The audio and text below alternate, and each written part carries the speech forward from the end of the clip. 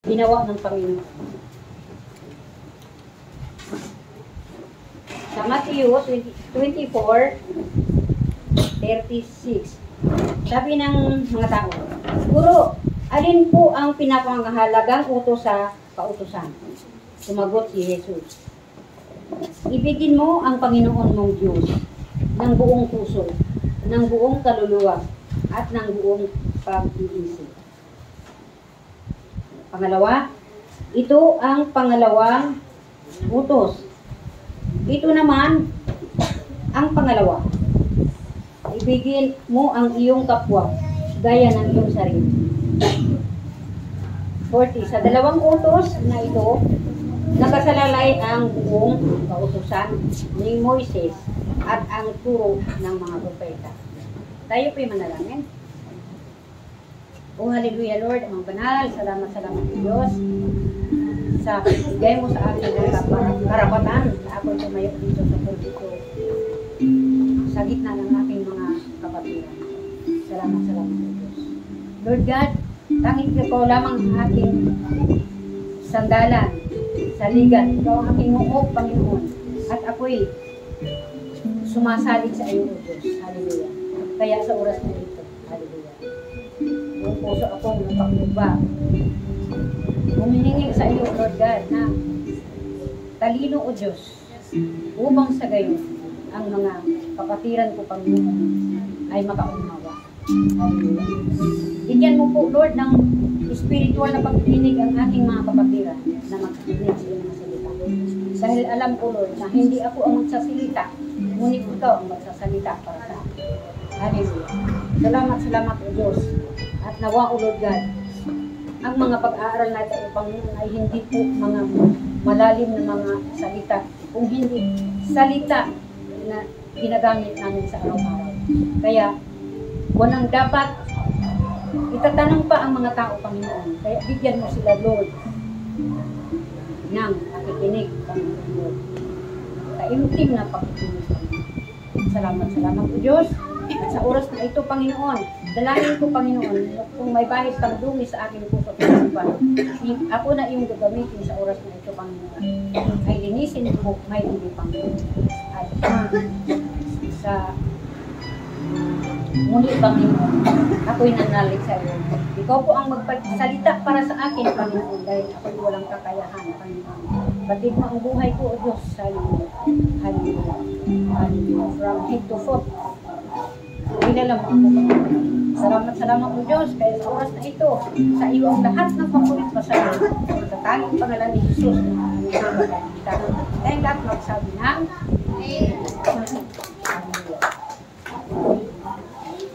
Purihin ang Panginoon. Nabasa ko na ang dalawang commandments, diba? Galing sa 10 commandments, 2 na lang ang binigay sa akin ng Panginoon.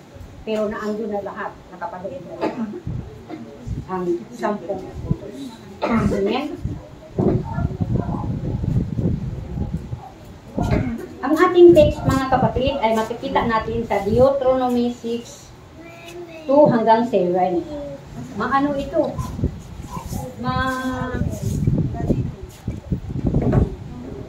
Matagal ito. Pero sa biyaya ng Panginoon, hindi. Deuteronomy 6:2. Ang mga ito ay binibigay sa inyo ni Yahweh at sa inyong mga anak at sa mga sumusunod na salinlahi upang magkaroon kayo ng takot sa Kanya. Amen? Kung ito'y susundin ninyo, hahaba ang inyong buhay. Verse 3, kaya nga pakinggan ninyo at sundin mabuti kung magkagayoy sasagana kayo at dadami ang inyong lahi pagdating ninyo sa lupang ipinako ni Yahweh, ang Diyos ng inyong mga ninuno. Sa lupang mayaman at sagana sa lahat ng bagay. Ang unang utos ay sinabi, ibigin mo si Yahweh na iyong Diyos ng buong puso, buong kaluluwa, buong lakas at buong lakas. Paano natin ma-ibig ang Panginoon? Amen? Ibigin natin siya ng buong lakas. Hallelujah. Hindi pa kayo nagkasakit, kaya buong lakas ibigin natin. Amen?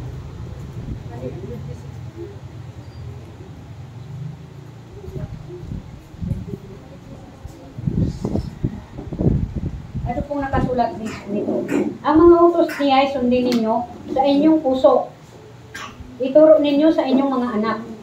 Pag-aralan ninyo ito sa inyong tahanan, sa inyong pagkatulog. Kung makita ha. Hallelujah. Ang ganda pa naman. Pakibasahan ninyo sa inyong mga sarili na lang, mga kapatid. Ang mga utos niya ay itanim niyo sa inyong puso. Saan itanim natin ang mga utos niya? Itanim sa puso. Kasi pag hindi natin itanim sa puso, sa paa lang, yun, baliwala. Hindi magrarima ang mga utos niya. Ituro ninyo ito sa inyong mga anak at pag-aralan. Naituro na ba natin? Sure, naituro na ninyo. Diba? Pag-aralan ninyo ito sa inyong tahanan. Napag-aralan ba ninyo ito sa tahanan? Sure. Diba? Alam ko yun. Sa inyong paglalakbay. Kung tayo ay mamasyal, diba? Uso ngayon, ha? Silpi-silpi, punta tayo sa mga dako na mga magaganda. Diba? Nakarating, yung ating mga classmates, nakarating kung saan-saan. Si An-An, nakarating kung saan-saan sila. Di masasakan sila. May panalangin ba tayo sa Panginoon? Kasi yan ang utos. Diba? Huwag nating walain yung mga utos na yan.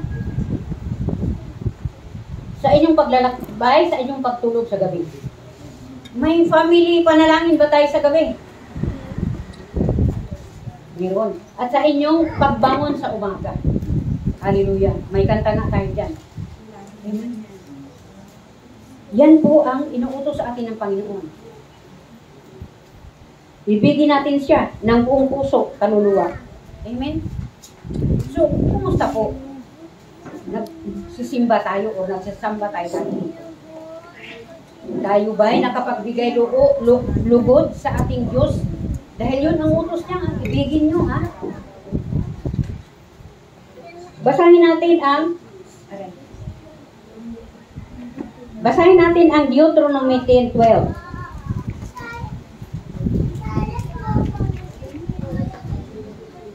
Sa Deuteronomy 10:12, ito ang sinabi. Bayang Israel, ano nga ba ang nais ni Yahweh mula sa inyo?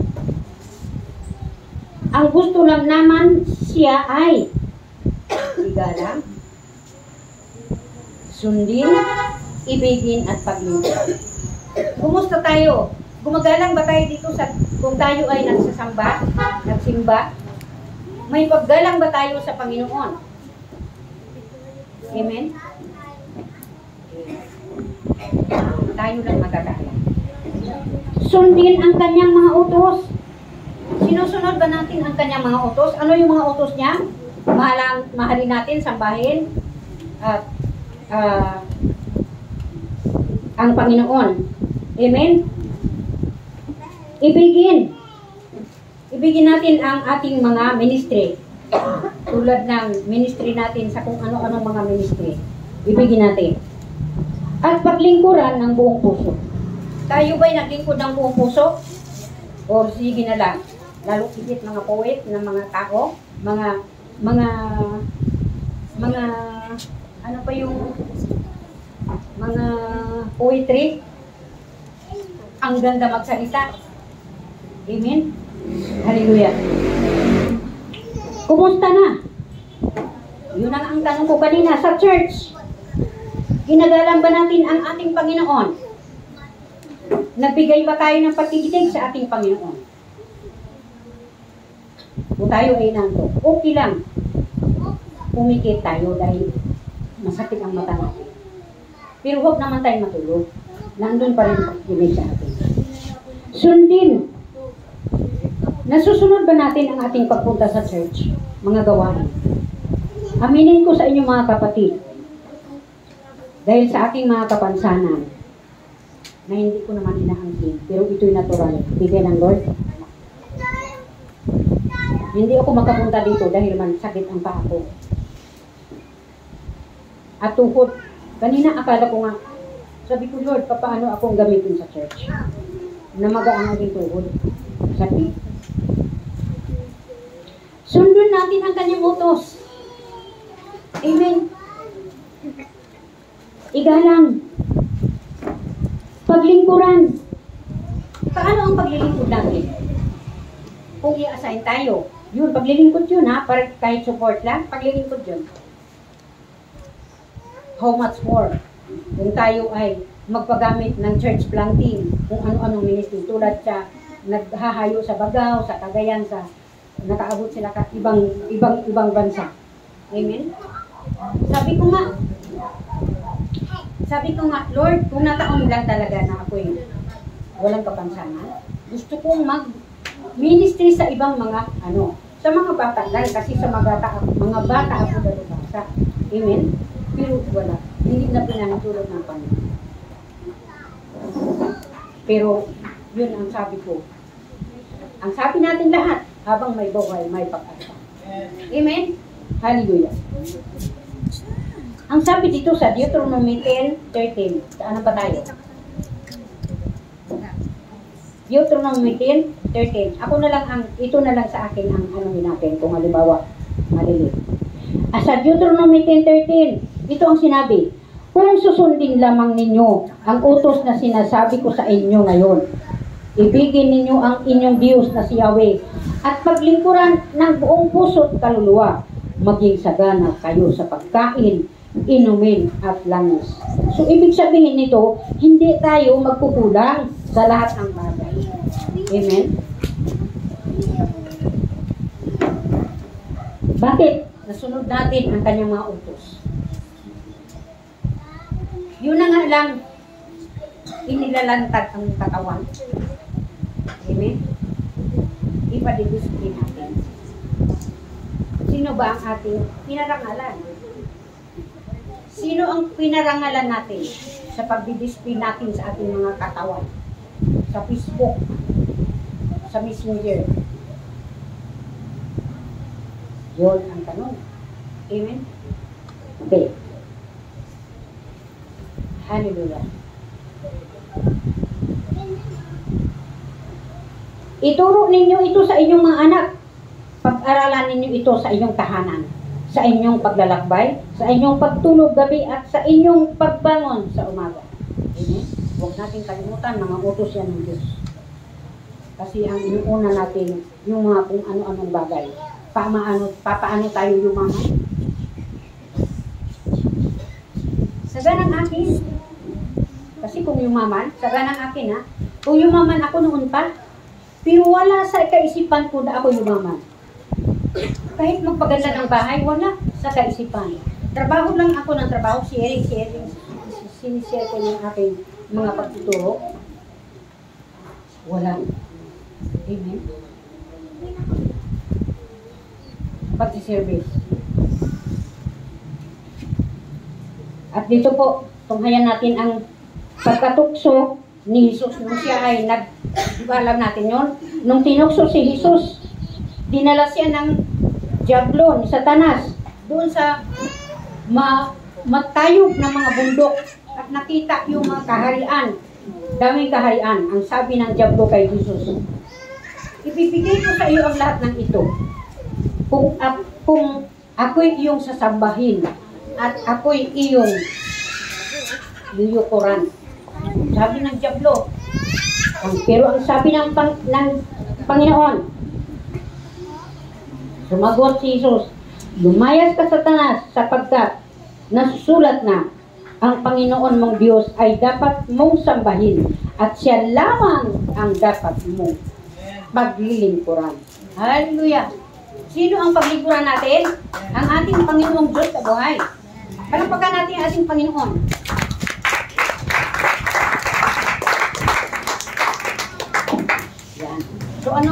Pagkatapos nun, anong nangyari?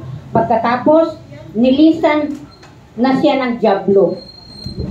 Pagkatapos nung dumating ang mga angels, siya ay pinaglingkuran. Siguro sa atin ngayon, pinaawitan si Jesus ng mga angel. Siya ay pinaglingkuran ng mga anghel sa kalangitan. Dahil hindi sumuko si Jesus sa mga temptation sa kanya na ikaw ay magkaroon ng kayamanan, malaking building, mga condominium, kung ano-ano pa. Amen? Yun ang ating paglilingkod para sa Diyos. Ito ang sinabi dito. Kung tayo maglingkod, unahin natin lingkuran ang pamilya. Nagkawardi-wardi na yan. Sige. Ang paglilingkod natin ay unahin natin ang family. Bakit? Bakit uunahin dapat natin ang family natin? Dahil yun na nga. Sa utos number 1, pagbulay-bulayan, ibigin. Ano yun? Ibigin ninyo ang inyong Diyos. Ituro sa inyong mga anak habang sila'y maliit pa. Para sa kanilang paglaki, hindi na mawala sa kanilang kaisipan. Amen? Ako kasi nagtuturo sa 2.5 year old nagsimula. Hanggang sa prep, may isip na. At ako'y gustong-gusto nilang magturo sa mga problemadong mga bata na hindi nakikinig. Ba? Sa tundo, nangyari yun. Pinalangin ko talaga sa Panginoon yun. Lord, paano? Ang hirap, 50 ka mga bata. Maliliit. Tuturuan mo ng GMRC. Kasi bago ako magturo sa mga aralin sa school, mag-GMRC muna ako. Amen? Sa kaliit ng mga bata. In a simple way. Purihin ang Panginoon. Kung ano-ano na ang mga grado ng mga bata, mga kurso nila. Amen? Mga nangapo na sila. Amen? Hallelujah. Anong sabi dito? Efesos 6:1. Yan. Efesos 6:1. Ito ang sinabi niya. Mga anak, sundin ninyo ang inyong mga magulang sa Panginoon, sapagkat ito ang nararapat. Ano ang purpose nito? Bakit sundin ng mga bata ang mga magulang? Sapagkat ito ang nararapat. Kailangan ituro sa maliit nilang kaisipan, turuan na sila ng GMRC, di ba? Sa Panginoon, no? Sa verse 2 and 3, igahalang mo ang inyong ama at ina. Ginagalang ba ng mga anak natin ang mga anak natin? Ginagalang ba nila ang mga ama at ina? Kayo mga pamilya. Ako wala akong pamilya, pero doon sa labas, ang aking pamilya. Amen? Nagagaling na yung mga magulang. Pag nakita ako, mag-ipon sila at magmamano. Magmamano sa pangalan. Hallelujah. Sa pagmamano ng kamay, ang Panginoon ang siyang naluluhati. Hindi lamang magulang. Hindi lamang teacher. Kasi yan ang palatandaan. Ang mga anak ninyo ay nag-elevate. Diba? Nakasunod sa utos ng Diyos na igalang. Kaya turuan ninyo yan, mga anak.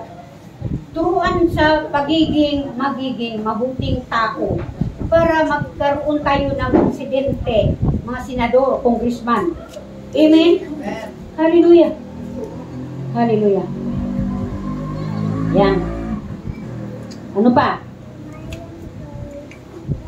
Dahil, kundi, ito. Ayun. Ano na ako ha? Ayun kasi ng ano. Yan. Pangalawa,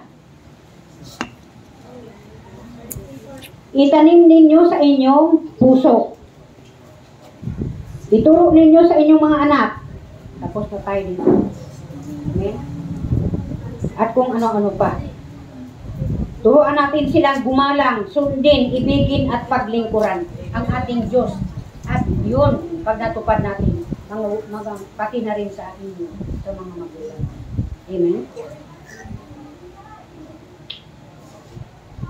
Tapos ito naman. Kanina, paglingkod sa Panginoon. Amen? Ngayon naman, paglilingkod sa kapwa para sa Diyos. Amen? Ephesians 6:5. Dito pala, pamilya.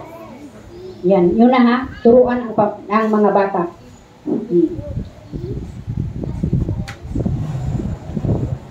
Igalang mo ang iyong ama at ina.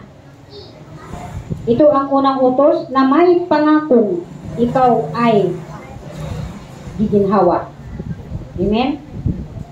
At hahaba ang iyong buhay sa lupa. Sa mga magulang, huwag kayong gumawa ng mga bagay na ikagagalit ng inyong mga anak. Sa halip, palakihin ninyo sila ayon sa disiplina at katuruan ng Panginoon. Kasi ang tinuturo ko sa school, tinuturo namin, yun din ang ituturo sa magulang. Kaya kami, teacher and parents, ginagather at aming para masunod ang syllabus natin. Bago kami sa mga lesson, GMRC muna na nandito sa Bible. Saan na tayo? Mga alipin. Yun. Mga alipin na tayo, di ba? Kanina sa mga magulang. Sa pamilya.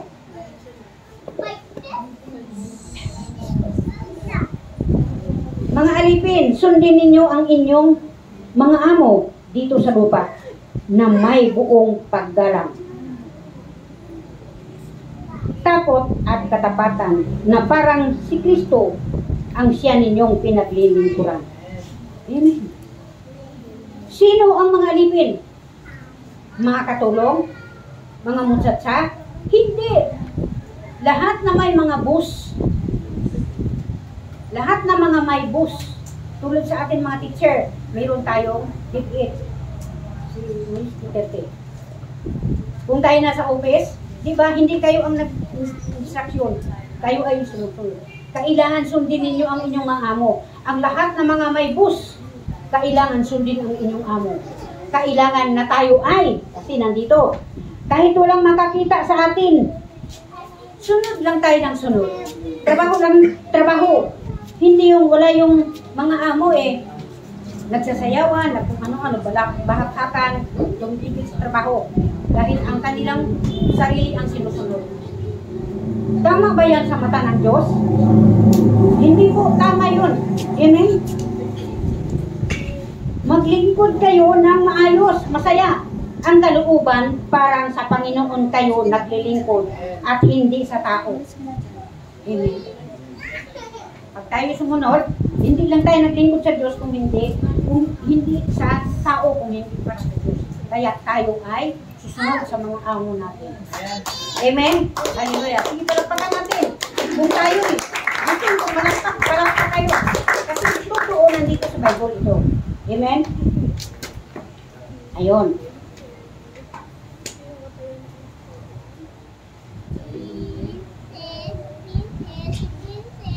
Sapagkat alam ninyong may gantimpala ng Panginoon ang bawat mabuting gawa kanino man, maging siya man ay alipin o malaya. Yung may amo, walang amo, diba? Yun ang malaya, di ba darling? So, yun ay sundin natin. Amen? Ito pa mga kapatid, kung may relo kayo, reluhan ninyo yung ano ko ha. Yan. Ang paglilingkod naman sa tao, para sa Diyos. Ito ang sinabi. Luke 6:36. Maging mahabagin kayo tulad ng inyong ama. Sino ang ating ama? Ating amang nasa langit. At ama dito sa ating biological parents. Amen? Anong gawin? maging mahabagin kayo tulad ng inyong ama sa lupa man o sa langit. Amen? Sa Piso 5:21, nasundan na ako. Ayun, mahabagin. Ephesians 5:21, pasakop kayo sa isa't isa bilang tanda ng inyong paggalang kay Kristo. O, pasakop tayo. Pasakop sa mga amo, pasakop sa mga nanay, sa elder na mga magkakapatid. Amen? Pasakop. Turuan. Yan ang ito. Kaya nga, hindi siguro ako pinapag-asawa ng Panginoon. Baka hindi ko sunod yung kautusan. Amen? Kasi husgahan tayo. Husgahan tayo. Bilang mga magulang o mga tao sa mundo ito. Amen? Hallelujah. Zacarias 7:9. Pairalin ninyo ang katarungan at maging mahabagin kayo sa isa't isa. Sa 10, huwag ninyong aapihin ang mga byuda, mga ulila, mga dayuhan o ang mahihirap. Huwag kayong magbabalat ng masama sa inyong kapwa. Ayun. Dami dito. Amen. Diba yung katulad Richard Gere kanina? Amen. Maraming temptation. Pero what? Kailangan ang puso natin ay magiging bato na para sa pagsunod. Amen? Diba? Hindi naman yung puso natin bato, hindi na kinig. Pero kailangan may bato dyan. Ha? Hallelujah!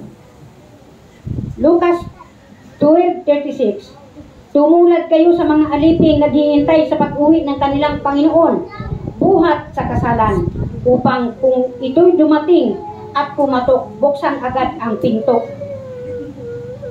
Masunurin na alipin. Amen. Sa Romans 15:7, kung papaanong kayo'y nalugod na tumanggap kay Kristo, natanggap natin na ba natin si Kristo? Amen. Hallelujah. Tanggapin ninyo ang isa't isa upang mapupurihan ang Diyos. Amen. Kasi kung tanggapin natin, kahit yung mga kaaway natin, kaya sinabihan tayo ng Panginoon, ibigin ninyo ang inyong kaaway.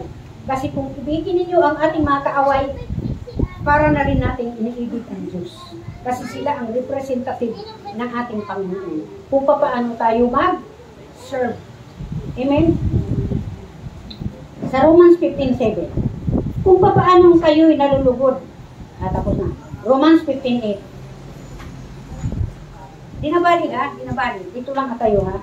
Romans 15:8. Sinasabi ko sa inyo, si Kristo'y naging lingkod sa mga Hudyo upang patunayan ang Diyos ay tapat at tumutupad sa mga pangako niya sa mga kanilang mga ninuno. Ano ang mga pangako? Pasaganain tayo. Ngayon pa lang, gusto na niyo magana kayo ha? Tayo ha? Wala sa atin. Amen. Kasi nag-abide ako sa aking Panginoon. Kasi ang sabi ng Panginoon, dumating ka, niluwal ka, hubad. Kaya papanaw ka naman, hubad. Mabuti lang, hindi tayo na hubad. Bawal. Hallelujah. Amen. Conclusion verse. Ay, conclusion na tayo. Ay, salamat sa Sir. Hayaan na lang yan. Oo. Yan. Parapakan natin ating Panginoon. Ayun nga. 1 Corinthians 15:57-58. Basahin ko na lang. Kasi ang Bible, mali. Parang nagbitis-bitis. Sundan ninyo ha. 1 Corinthians 15:57-58. Magpasalamat tayo sa Diyos sapagkat tayo ay binibigyan niya ng tagumpay. Binibigyan na tayo ng tagumpay. At kailangan ang tagumpay na yun, kung tayo ay nakapagtagumpay sa lahat na magusto ng Diyos sa atin, kailangan ipagpatuloy. Huwag mag-stop. Amen. Upang malulhati natin ang ating Panginoon. Amen. Yan. Sa pamamagitan ng ating Panginoon, Hesus Kristo. Sa 16, kaya nga mga minahal kong kapatid, magpakatatag kayo at huwag matitinag. Saan tayo huwag matikilan, magpakatatag sa kanyang mga salita at ating angkinin, ating tutuparin. Amen. Mga malakas pa kayo, katupad pa kayo sa lahat ng mga gusto ng Diyos sa inyong buhay. Kapag may lakas pa tayo, maglingkod tayo sa ating Diyos at sa kapwa. Amen. Maging masipag kayo sa paglilingkod sa Panginoon dahil alam ninyong hindi masasayang ang inyong paghihirap para sa Kanya. Oo. Angkinin natin yon na meron tayong gantimpala kung tayo ay magpatuloy at hindi magtamad-tamad. Hindi kailangan magsipag kayo sa paglilingkod sa Panginoon. Lahat, mga ministry heads, hallelujah, mga elders, lahat tayo, magsipag tayo.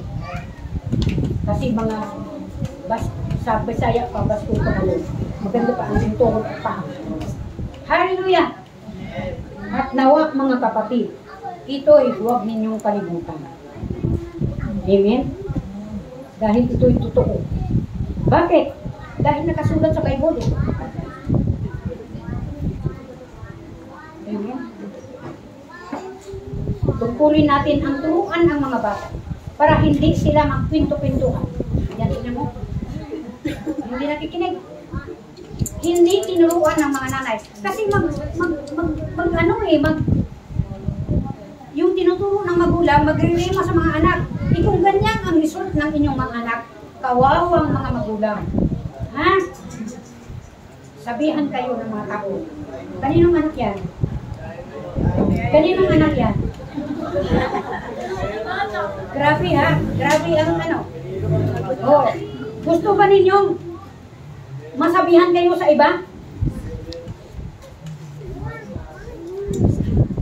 Kaya yung mga anak naman, anong gagawin ninyo sa mga payo ng inyong mga magulang? Mga teacher, pangalawang magulang nyo yun. Mag-aral. Sumunod. Kung utusan kayo sa mga magulang, sumunod kayo sa mga teachers paglilinis ng school, lalo na kayong sumunod sa inyong mga magulang. Kasi magulang ninyo sila. Sila ang nagluwag sa inyo. Oh, Simon ha? Mag-general yan eh. Paglaki niyan, mag-general. Kaya mga kapatid, kututuhanan lang. Kaya, sa Diyos ang lahat ng kapulit pa. Kaya yung manalangin. Lord, akong banal, salamat po Diyos sa katungkumpayan, Panginoon, ng iyong mga salita. Nawa, O Lord God, ito'y aming masunod. In a simple way, Panginoon. Salamat po Diyos. Tunay, Panginoon, ikaw ay napakabuti na hindi mo, Panginoon, itulot na kami ay mapariwara. Bagkus kami ay sumunod, gumalang sa kapwa at maglingkod. Hallelujah. Salamat po Diyos. Nawa, O Lord God, ang lahat ng ito, Panginoon, ay magrema sa mga puso, lalo tigit sa mga anak ng mga magulang.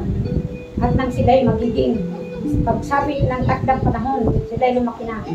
Sila ay tanghaling mga great, mga may mga pinag-aralan. Hallelujah. Hallelujah. Kaya sabi pa, kahit ano katalino ng mga bata, kahit ano